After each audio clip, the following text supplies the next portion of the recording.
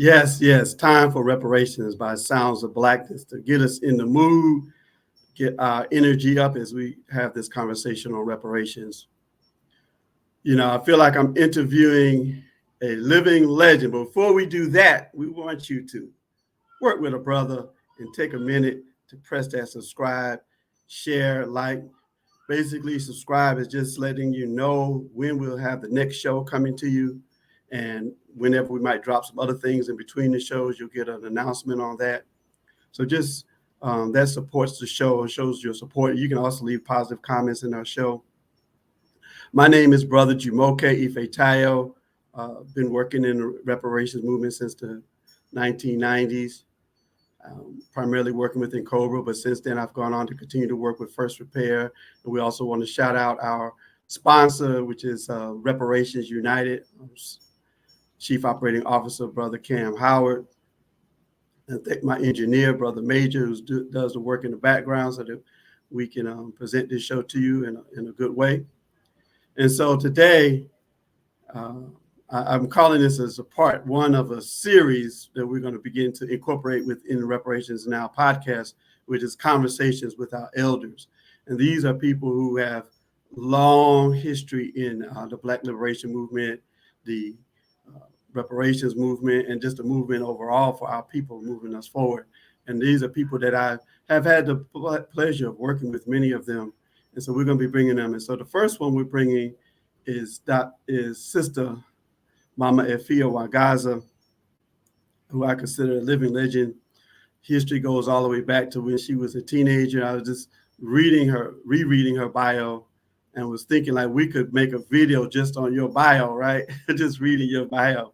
But we're going to go ahead and bring you on because you have such a rich history going back from your influence from your parents and Garvey days, going back to working with NAACP, working with SNCC, working with COBRA, Malcolm X Grassroots movement, human rights organizations, Jericho movement, so many things. You have a very, very rich history that you have contributed to this movement. I like to say her story.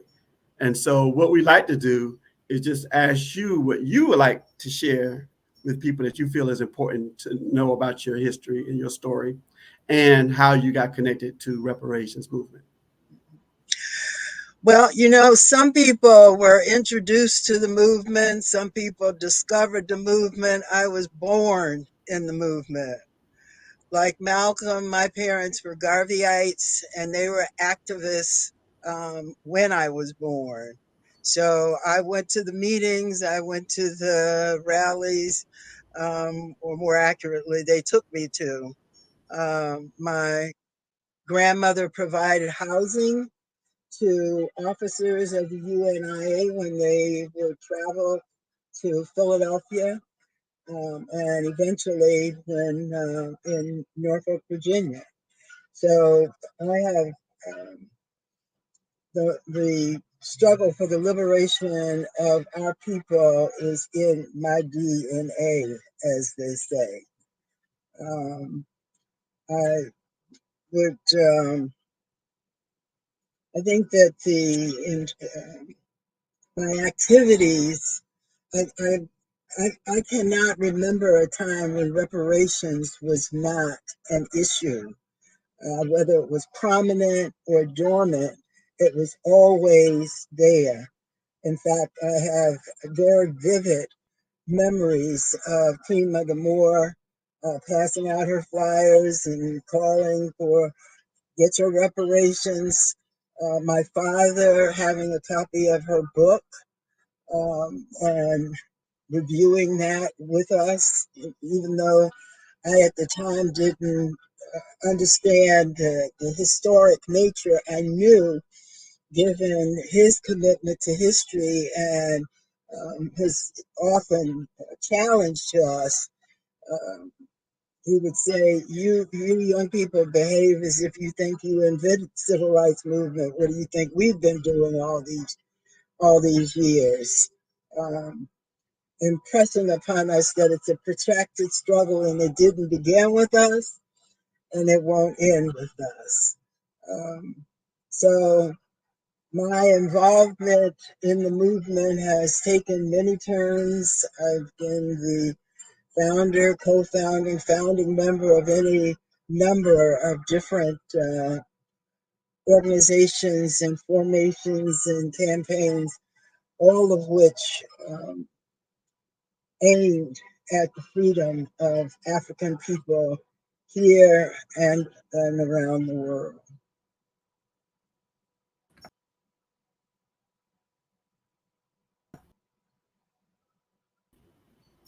Yes, and talk a little bit about your background as a lawyer. And I know one of the things I definitely wanted to bring into this conversation is the connection to political prisoners, prisoners of war, and those in exile, and how they are connected to reparations movement. I know you've done a lot of work in that regard as a lawyer and as an activist.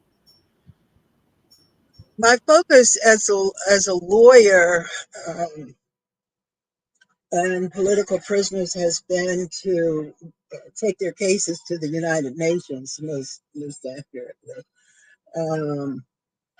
and to champion the call for a Truth and Reconciliation Commission as proposed by our sainted brother, Dr. Matulu Shakur.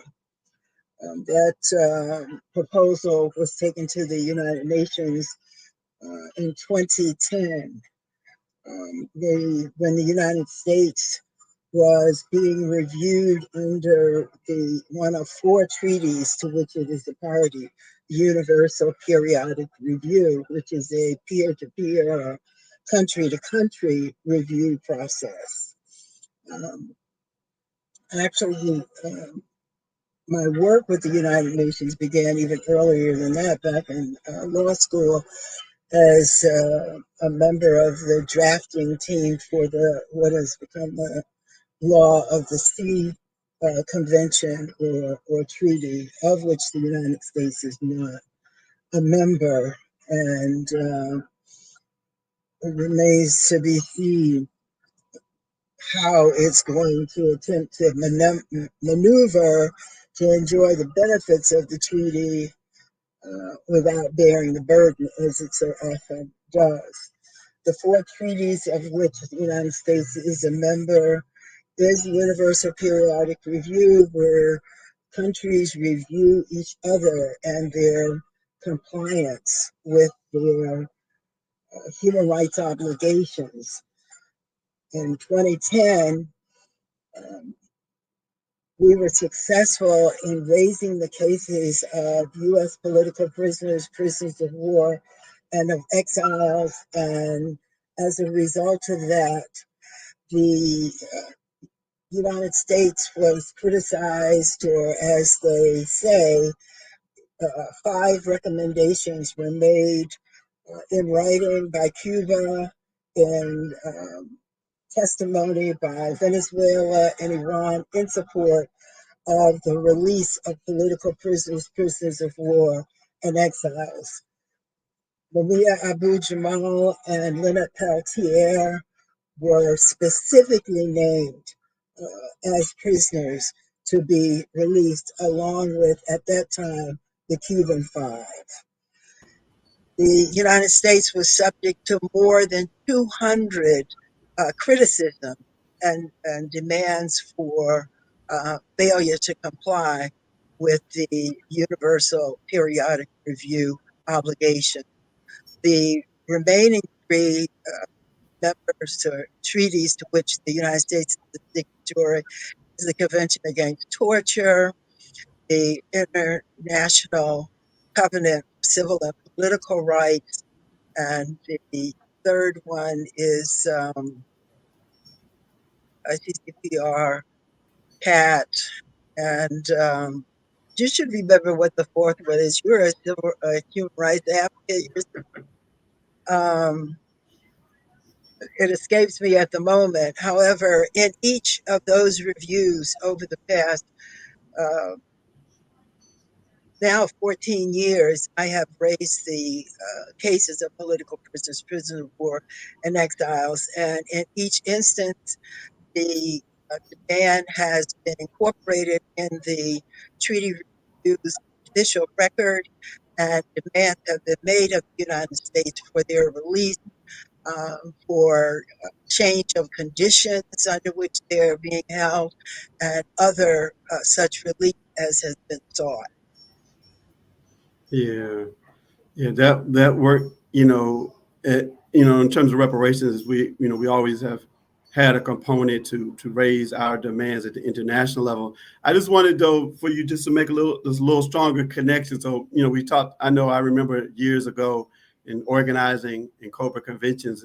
Sometimes yourself or even other people would always contact us and say, "Now make sure we have a workshop on political prisoners and prisoners of war," and we would always incorporate that into the convention. So what's the connection? Why is that so important? Well, first of all, because we are engaged in a protracted war. And we cannot raise an army, maintain an army, unless and until we protect our soldiers. The soldiers are the tip of the spear. They set the standard and make real the demand for reparations and other relief that we seek, including nationhood recognition.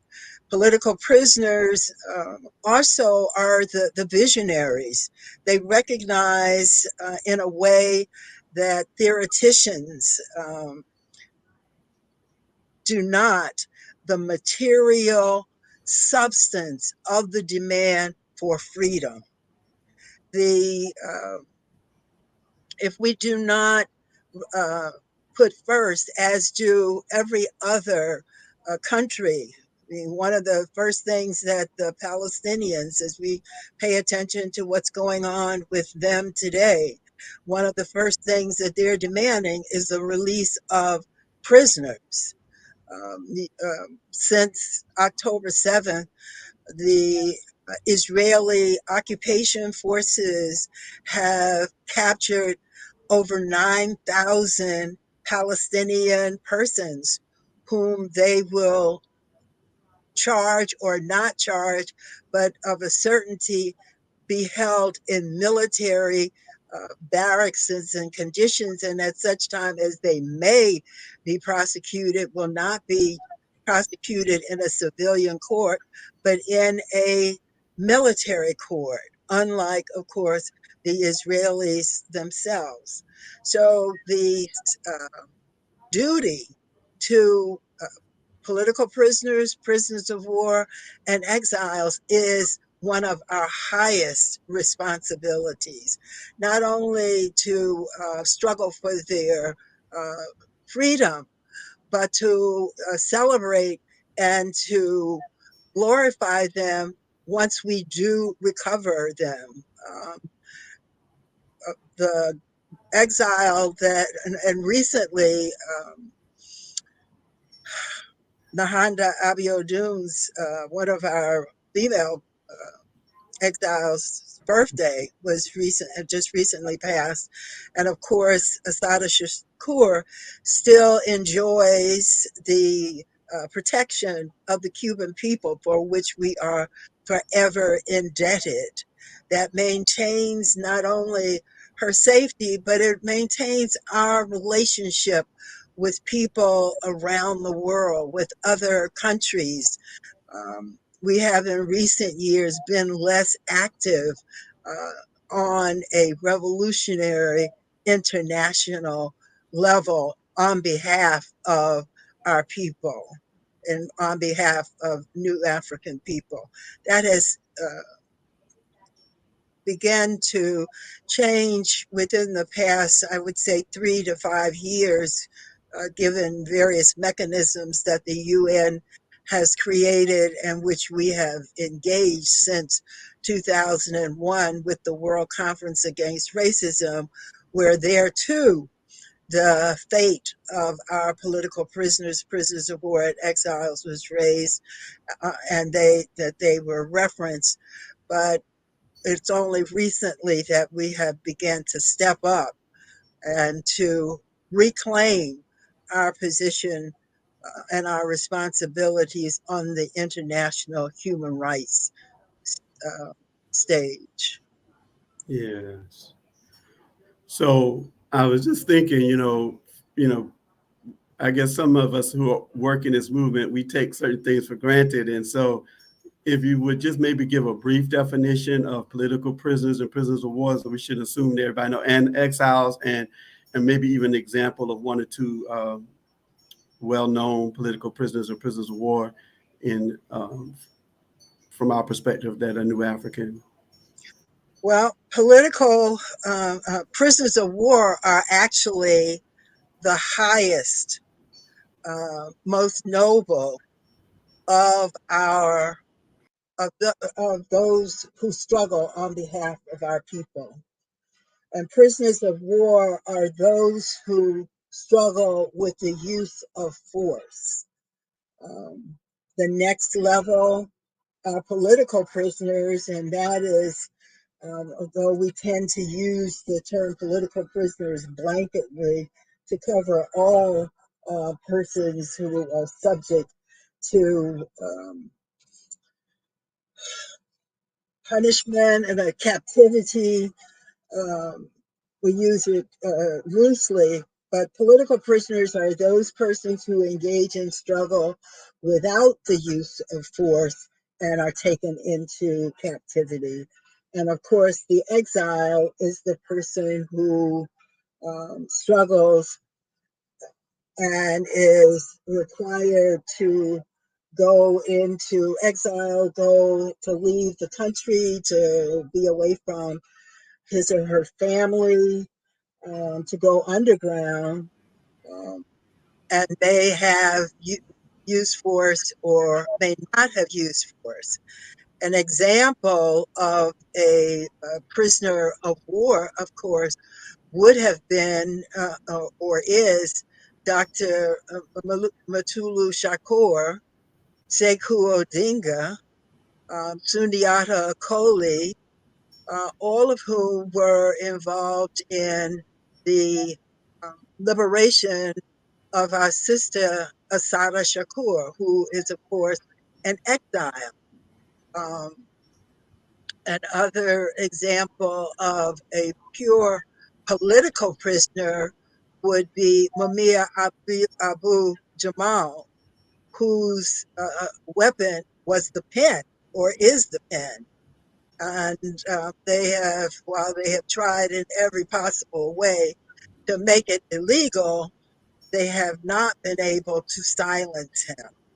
And it is his genial, strategic, effective use of journalism that to advance our struggle and that of others that places him in the category of political prisoner. Now, there are people like George Jackson who were taken into captivity as social prisoners and became politicized once they were in captivity.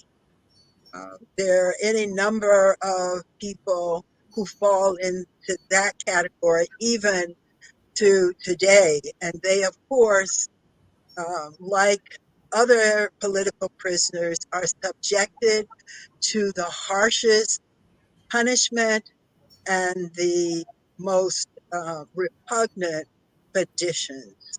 However, they continue to struggle and to advance our struggle by educating themselves and others and spreading and keeping alive the struggle for our liberation. Thank you, thank you, thank you. That, yes, all of those names people should become more familiar with. If you're not familiar with Sekou Odinga, Dr. Matulu Shakur, George Jackson, Mumia Abu Jabal, and so many others, Kamal Siddiqui and so many others.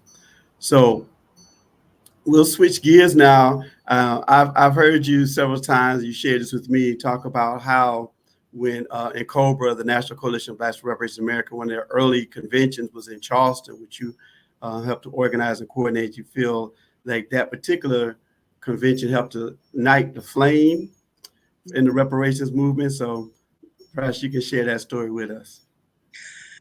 Indeed. In fact, I say it is the spark. The spark. The spark that lit today's fire. The demand for reparations has never not existed. You know, we can go back to Carly House and Isaiah Dickerson, immediately following the Civil War, and the demand for reparations. She, of course, was prosecuted and accused of fraud for daring to encourage Black people to make a demand, and not only make a demand for reparations, but to finance the campaign for reparations.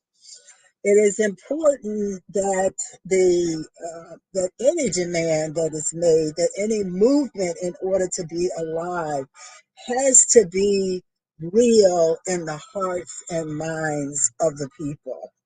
And a part of making it real in the hearts and minds of the people is for us to experience the various aspects of that struggle, of that issue.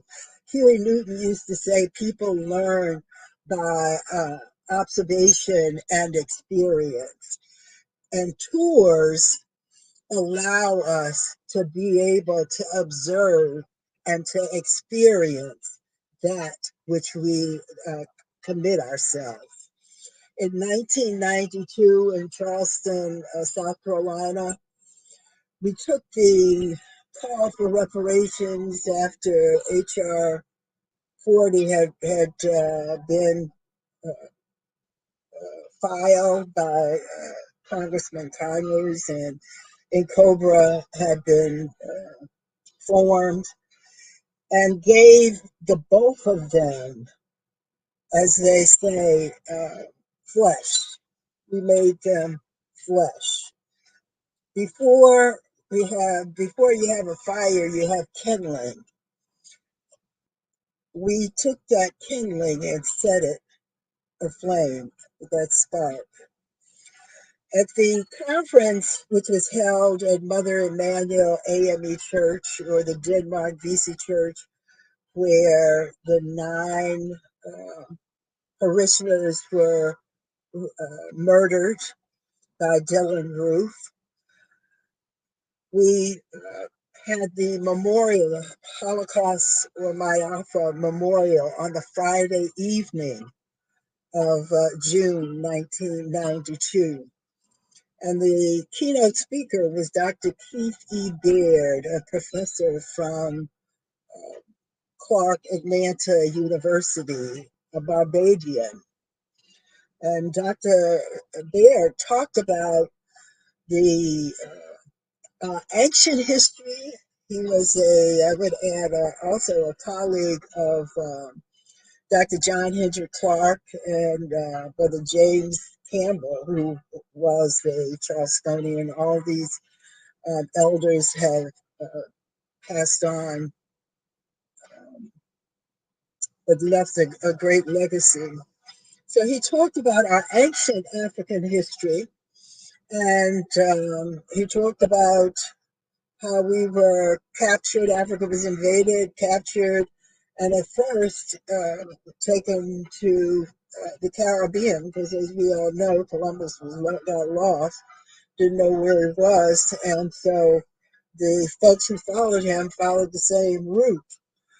However, Barbados as an island didn't offer as much to profiteers as the larger opportunities on the mainland of North America. So they began migrating from the Caribbean to North America. Up to 40% of us estimated to have been brought in to North America through Charleston. The Barbadian and Charleston connection is well established, as is the Charleston-Sierra Leonean connection.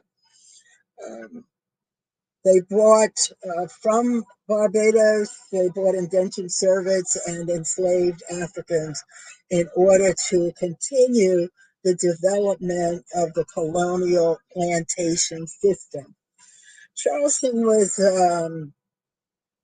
a peculiar and particular place in that of the marshes.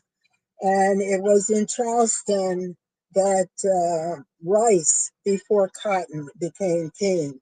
So Sierra Leoneans were intentionally captured and brought to Charleston in order to develop the rice plantations in Charleston.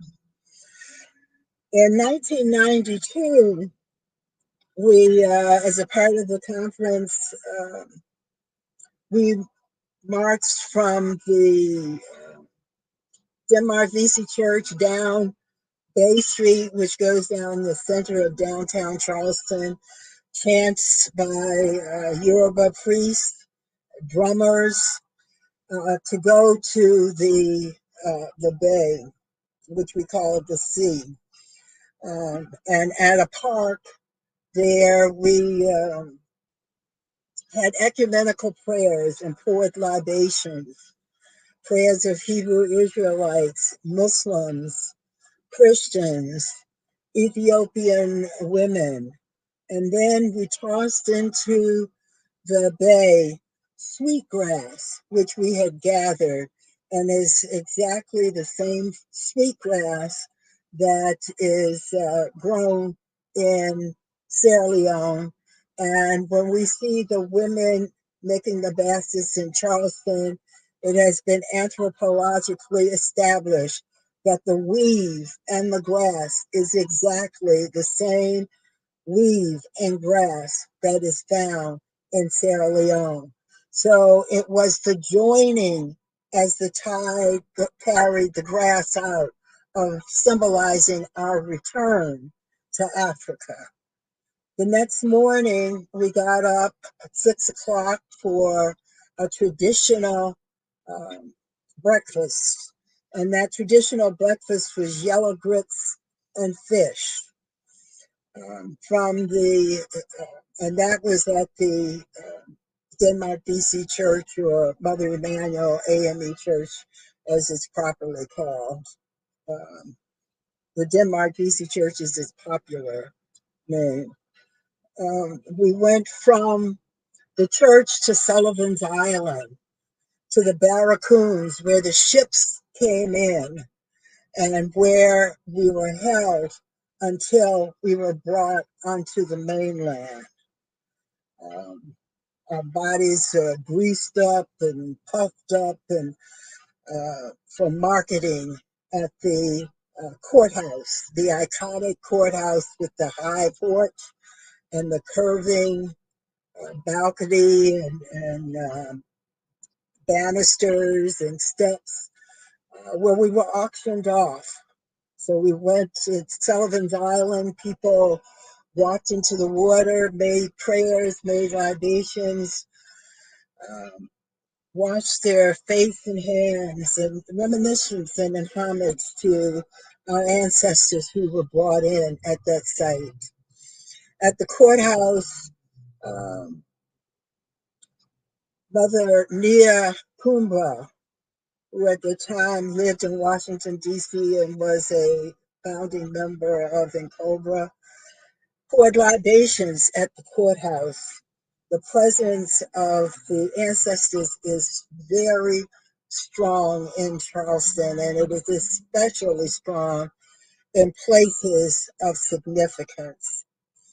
We went from the courthouse, where many of us had been auctioned off, and we went to Boone Plantation, which is one of the most popular plantations sites in the Charleston plantation tours.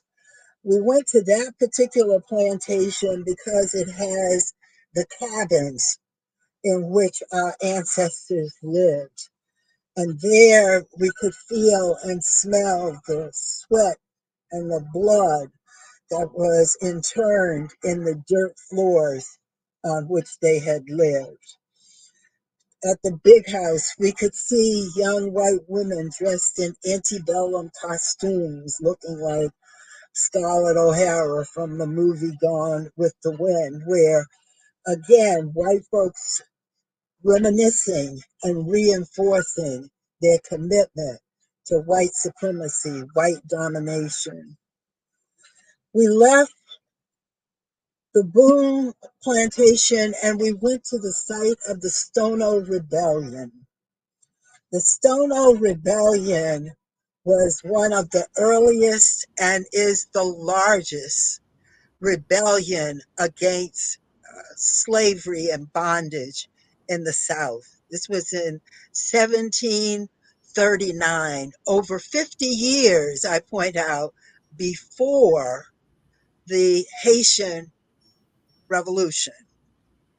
I would again reverence my father, who would say, you people behave as if, you young people behave as if you think you invented the civil rights movement. I think that the Stono Rebellion might be called the spark that lit the Haitian Revolution. It was the goal of Jimmy, who was a Congolese African, who trained other Africans in warfare, who captured weapons at a store that was the foundation of which is still there today and has been purchased by Black farmers in the area as a historic site. The goal of the rebellion was to leave the United States and to go to Florida and to the Caribbean, where they were promised freedom. You know, word of mouth from one African to another, from one colony to another, was the key to Harriet Tubman's success.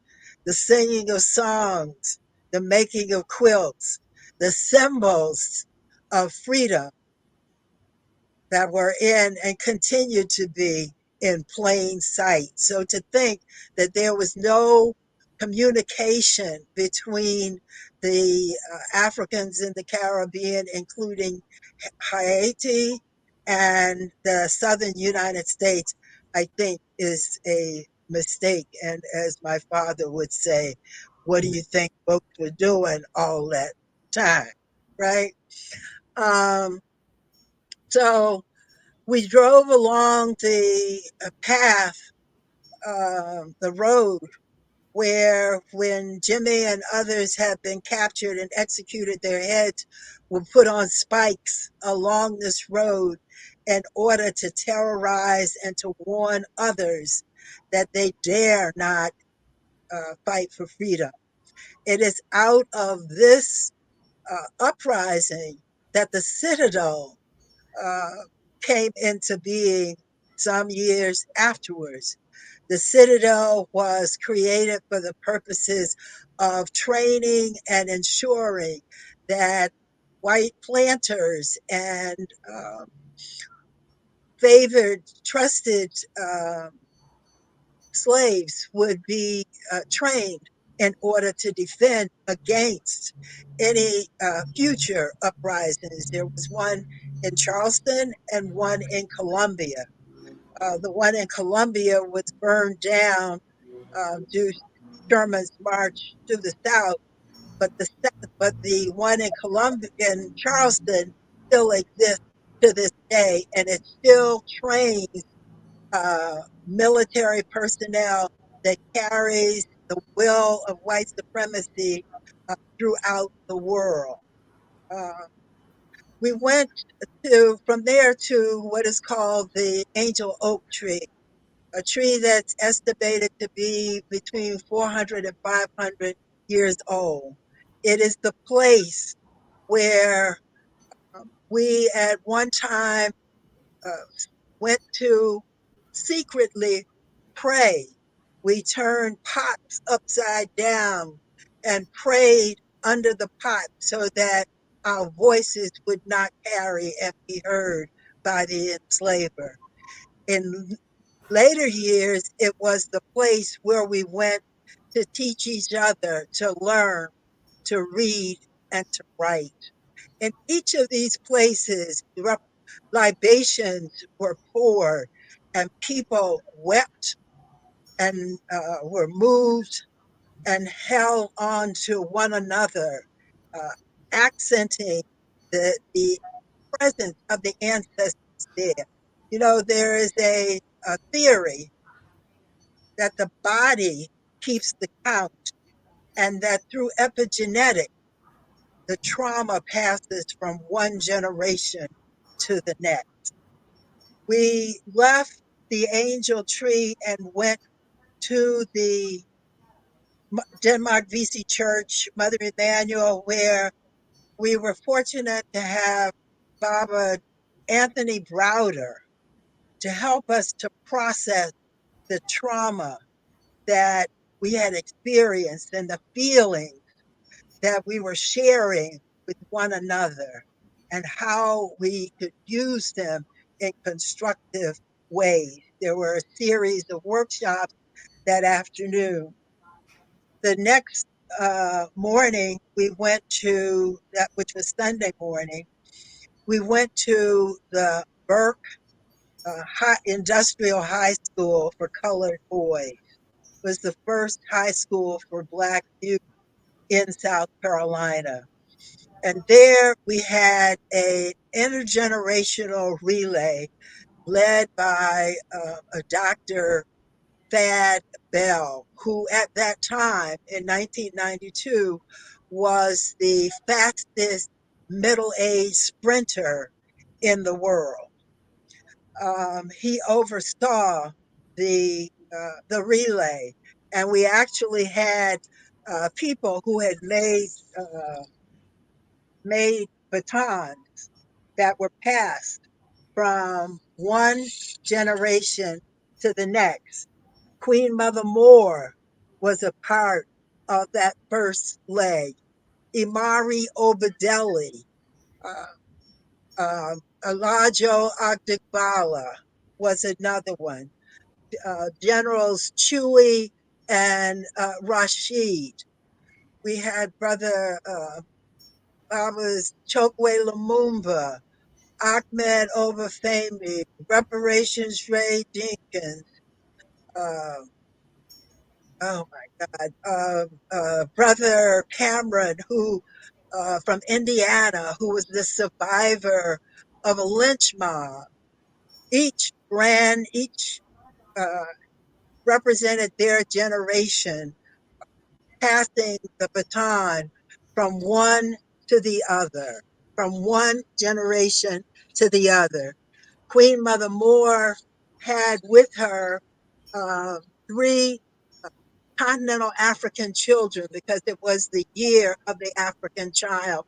And as a part of her work with the United Nations, she brought these three children with her to Charleston to the in COBRA conference. And after beginning with the oldest, they were the youngest to carry the baton around the track. So we had made a complete circle going from Africa, coming through the eldest of our elders to the youngest of those who were present. People again were moved to tears, changed their names. Vince Godwin, the first male co-chair of NCOBRA, changed his name from Vince Godwin to uh, Kalanji Shagun. Olusegun, and his wife changing her name to Kupinda Olusegun. People made commitments which they have kept, lifelong commitments to the struggle for reparations. The press, we had so much media coverage. The Detroit Free Press, the Philadelphia Inquirer sent reporters to follow Reparations Ray Jenkins around throughout the whole weekend. The coverage of the issue of reparations has not waned since 1992. It is the spark that lit the fire that we enjoy today. Ashe, Ashe. Thank you for sharing that, Mama. You know, when I joined in COBRA in 1996, as a part of the convention that was built into the convention was on Sunday, there would always be some type of ceremony to do the reconnecting that you're talking about, depending on where the convention was. So we didn't have all of that richness every time that you have in Charleston, but depending on the city, we would go to a plantation, or we would go to the ocean, or we would go to a site of a massacre, or some historical significant site of our people. And we would do ceremony there, like I said, pour libations and do drumming and spirit dance and all of that. And so I've, taken up the mantle of keeping that going. So I don't know if that got started at that convention or was something that was already a part of it, but the way you described it, the whole convention was like that. What we do is we have the convention usually on Friday and Saturday, and then that Sunday is dedicated. There's only a few hours of that is dedicated to that recommitment ceremony, reconnecting ceremony. So I thank you for sharing that ceremony that you all did over the whole course of the convention and how powerful that was. That's going to continue to inspire me with what I do on those Sunday ceremonies. Absolutely. And actually, as a co-founder of COBRA and participation in the culture of COBRA, the founding culture of COBRA, I have always called upon us to connect with the spiritual and I'm not a Christian and not given to quoting the Bible, but I think it's the scripture that talks about making the word flesh is apropos under these circumstances. Yes. So we winding it down, but I know we started out talking about the international arena, and I kind of want to go back to that because I wanted to bring in, if we have, I think we have enough time just to discuss a little bit about the World Conference Against Racism and the Durban Declaration and Program of Action, and then the Permanent Forum on People of African Descent. And we can kind of bring all of that together and share with people what's the significance of that. And we did a report back from the third one already. So so people, there's a whole episode dedicated to the Permanent Forum for People of African Descent report back. Justin Hansford was one of the speakers who you mentioned earlier. And so from your perspective, let's go back to World Conference Against Racism, which you had a key role in, and the significance of that to the reparations movement.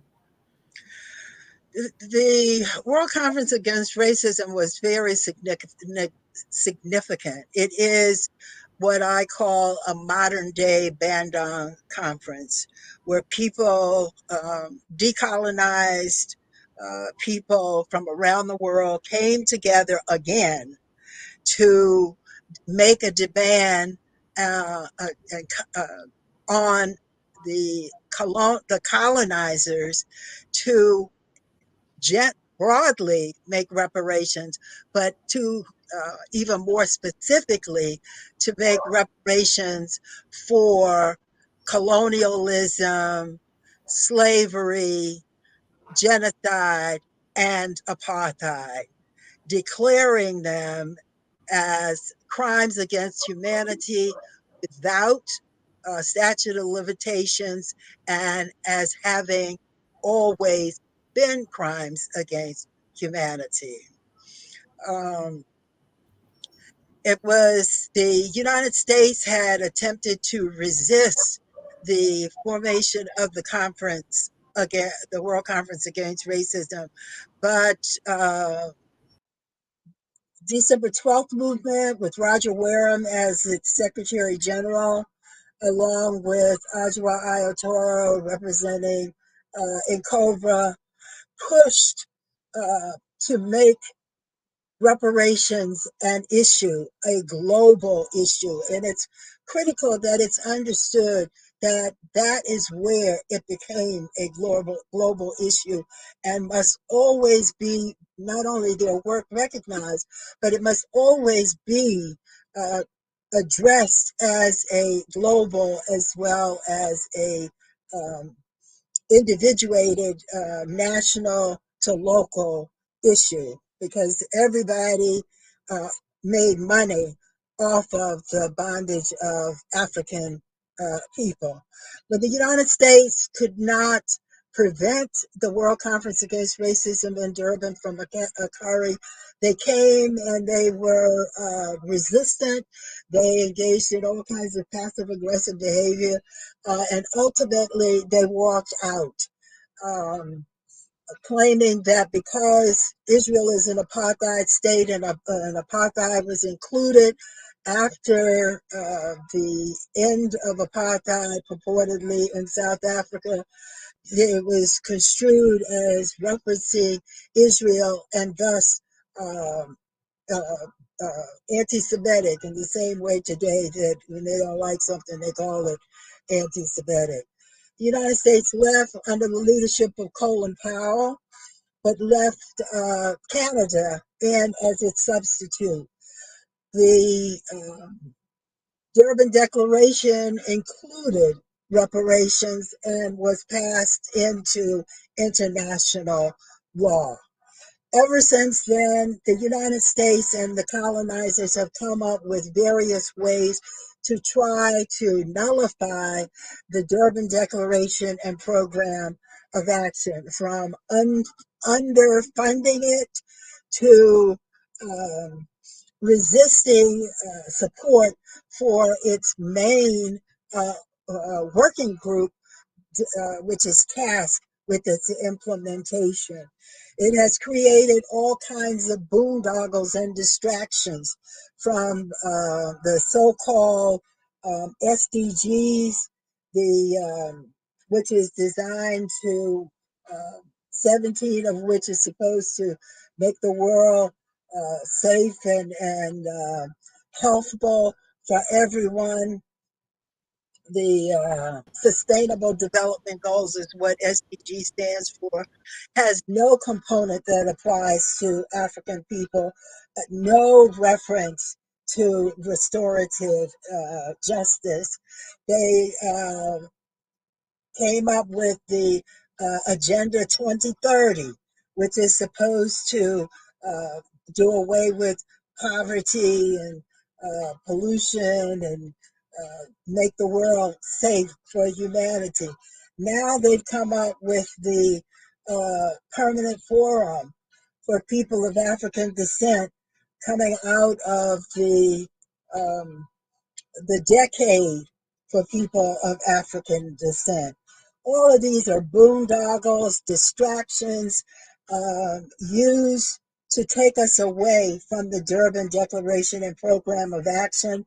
And they have been able to engage uninformed and, in some instances, purely opportunistic careerists, young people, to put into positions of authority to speak on behalf of us without consultation with us, selling us out in order to advance their own personal careers.